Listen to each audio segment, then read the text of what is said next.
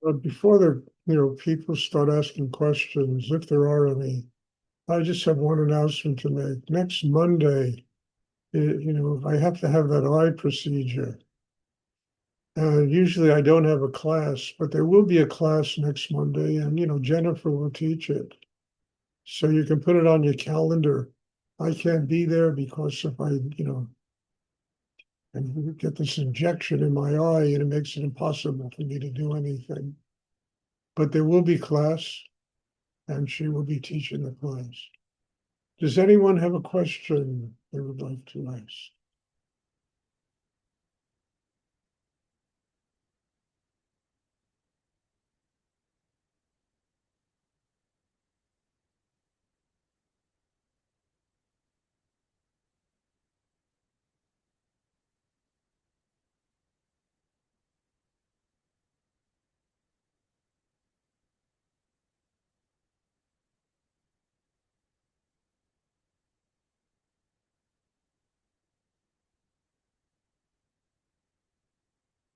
Does anyone have a question?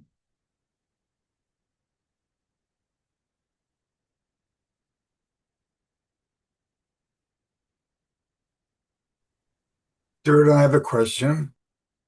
Miss Bob? Could you speak about gracefully letting go of difficult situations?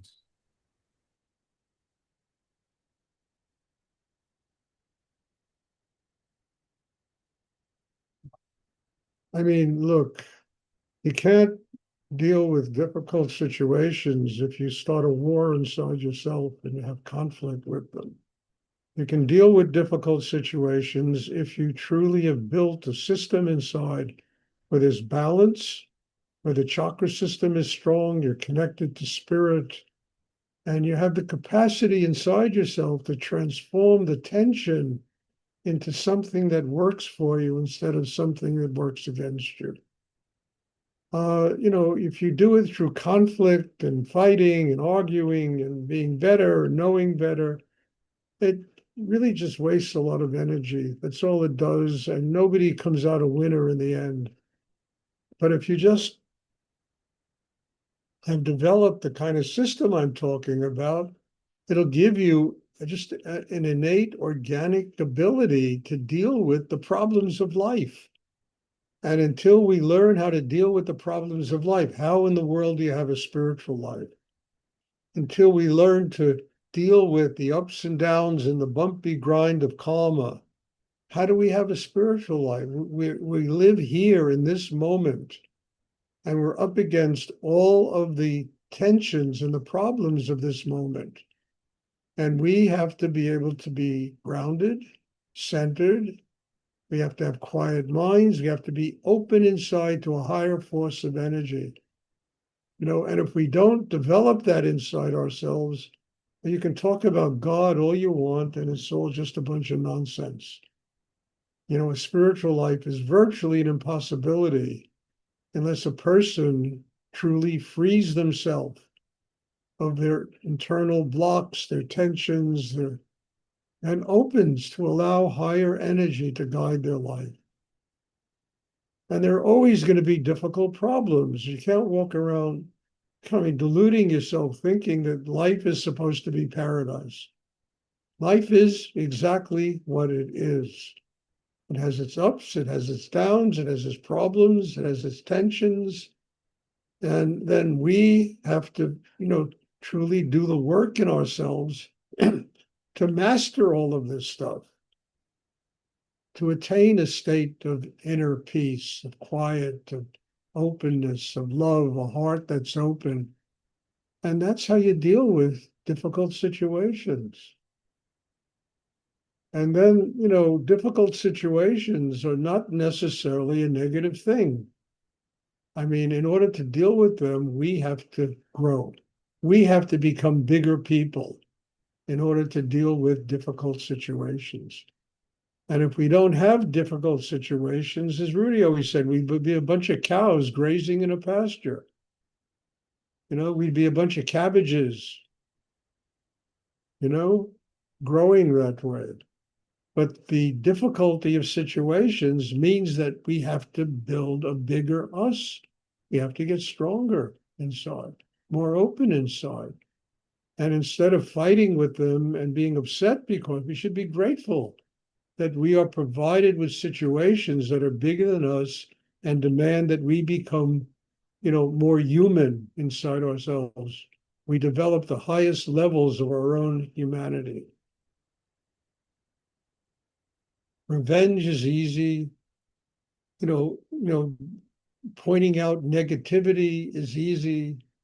Doesn't take a great genius to see the things that are wrong in this world. It takes a remarkable person to be able to deal with them in a quiet, conscious way, with love, with openness. That's an amazing person, not somebody who can point out all the bullshit in the world. There's so much of it, and the world stinks so much of it that it doesn't take any kind of genius to see what's wrong with life. It takes an amazing person to be able to use life as a vehicle for inner growth and inner development and developing highest levels of their own humanity.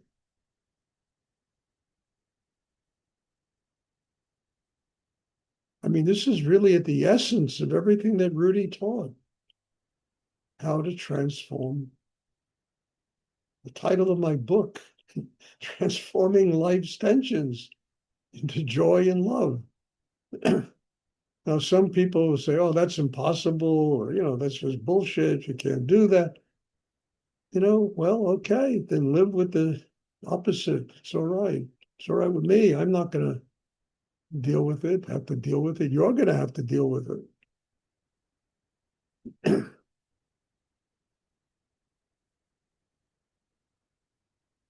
I hope it's clear what I'm talking about because it's not terribly complicated, as I always say.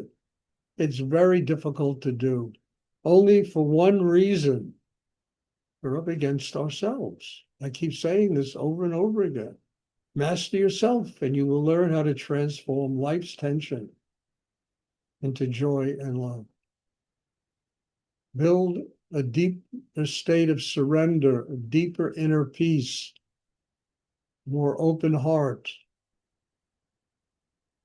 and you will learn how to transform life's tensions into joy and love.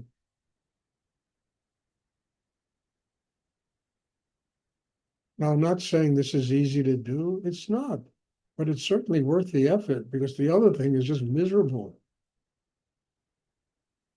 It really is. It's living in a state of misery and being upset and yelling, screaming about all the things wrong with life. And how did God create a world like this? I mean, I hear that, how could God exist if there's so much craziness in the world? It's just a reminder to all of us, we have to grow because the craziness will not go away until people transform themselves inside. That's when the craziness will go away. When people learn how to live here with open hearts.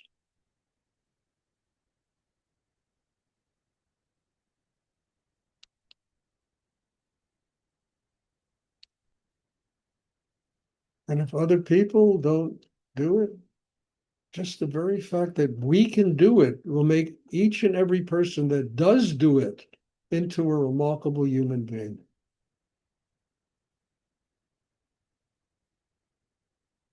There's no bigger test for any of us than life. And I would say 98% of the people in this incarnation get an F.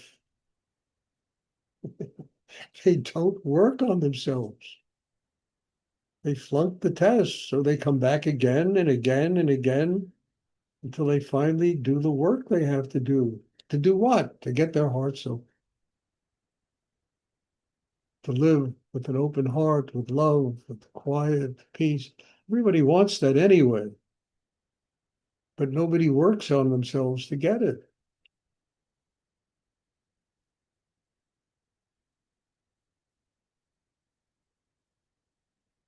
Good question, Bob. An even better answer. Well, okay. As I always say, ask questions. I never know what's going to come out of me. I really don't. I mean, it's not me talking. It's Rudy. It's Nityananda. It's higher energies. Half the time, I don't know who's talking. It's just this higher energy that flows through. And sometimes, most of the time, it makes a lot of sense.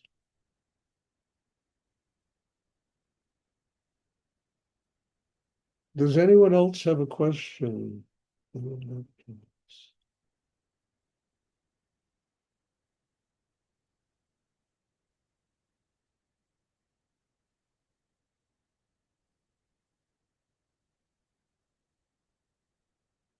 Most people really spend an entire lifetime running away from is themselves.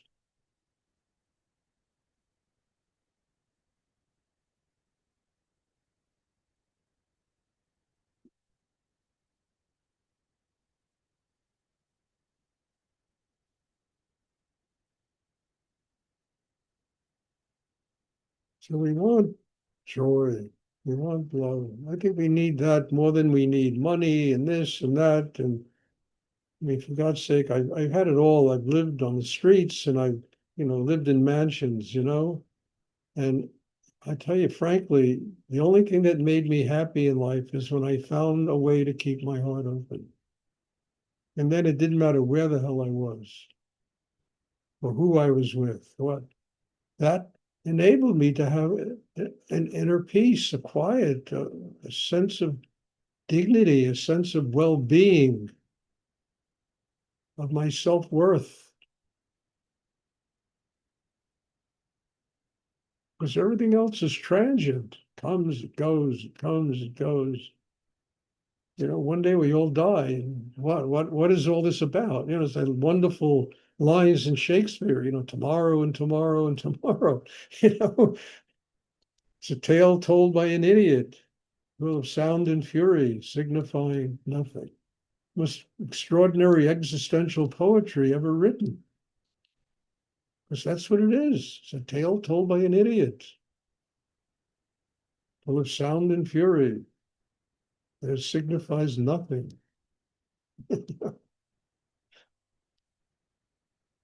And yet we take it so personally. And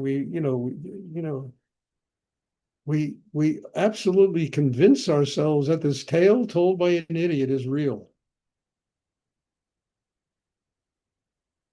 It's not real. It's all Maya. It's all an illusion. What's real is a connection with spirit, that which is infinite in the universe, that which is beyond all manifestation.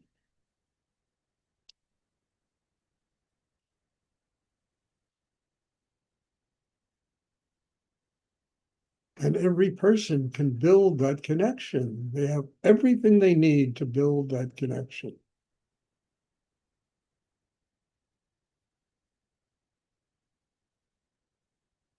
They just have to do it, work on themselves.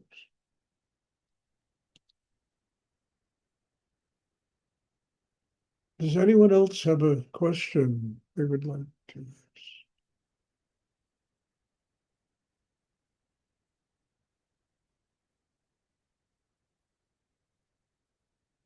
Stuart, Yes. if memories are blocked because it was a painful situation, is it important to bring them to the surface and to transmute them?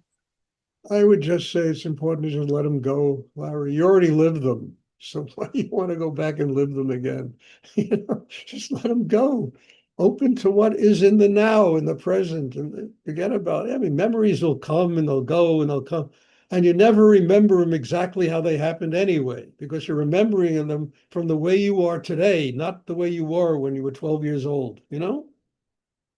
So you don't remember them exactly. It's like that thing through a glass darkly. I mean, you look at the past and you see through a glass darkly because you can't really see what happened exactly as it happened. So what I would suggest is let them go. Instead of getting swept away in memories of good and bad things, just use the energy to get focused and live your life in the moment. Just frankly, you don't have anything else anyway. You know, none of us have anything else. We know the past, the future, it all exists in the present. We are compilation of everything that's ever happened to us in our life. And we don't have to go back to when we were 9 years old to get answers. We just have to live in the moment. We will get the answers. Because we're a compilation of everything that happened in the past and that's going to happen in the future. And nobody knows what's going to happen in the future. But whatever it is, we are a compilation of it in the present. And the only way the future is going to work for us is if we do the present well. If we screw up the present, the future is going to be pretty screwed up. But if we really make the present work for us, the future just unfolds.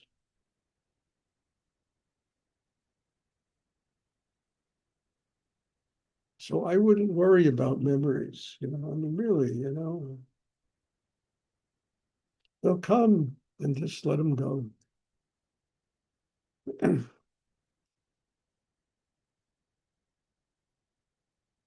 You are a product. I am a product of everything that has happened to us in our lives and everything that will happen to us in our lives. So we have to learn how to live in the now, in the future, in the present.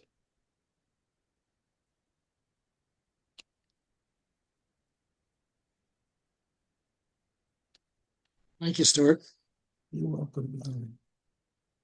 Does anyone else have a question?